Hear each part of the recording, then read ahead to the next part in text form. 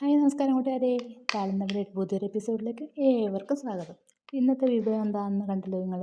ഇതാണ് നമ്മളെ പാലുണ്ടാന്ന് പറയുന്നത്.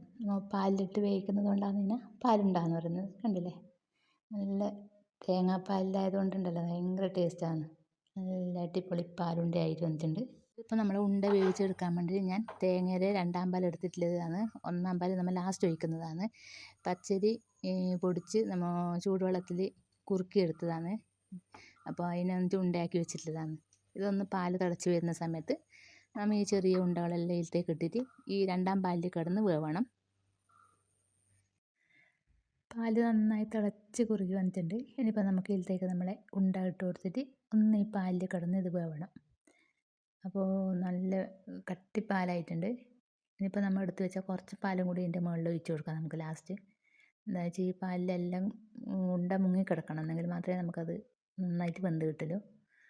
അപ്പോൾ അതുകൊണ്ട് കുറച്ചും പാലും കൂടി ഇതിൻ്റെ മുകളിലൊന്ന് ഒഴിച്ച് കൊടുത്തിട്ട് ഒന്ന് വേവിച്ചെടുക്കാം നമുക്കിത്.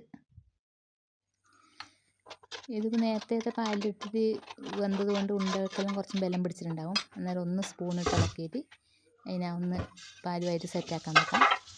ഇനി ഈ പാലിൽ കിടന്നൊന്ന് വെന്ത് ഈ പാല് കുറുകിയിട്ട് ഈ ഉണ്ടയിലേക്ക് ഇങ്ങനെ പിടിക്കണം. അന്നേരമാണ് അതിൽ കഴിക്കാൻ നല്ല ടേസ്റ്റ് ആവുന്നത്. കണ്ടില്ലേ, ഇപ്പോൾ ഈ പാലിൽ കിടന്ന് ഇത് വേകുമ്പോൾ അതിൻ്റെ ടേസ്റ്റ് എന്തായിരിക്കും എന്നൊന്ന് അറിയിക്കാമല്ലോ. അങ്ങനെ പാലിൽ കിടന്ന് നമ്മൾ ഉണ്ട വെന്ത് നല്ല സെറ്റായി വന്നിട്ടുണ്ട്. കണ്ടില്ലേ, നല്ല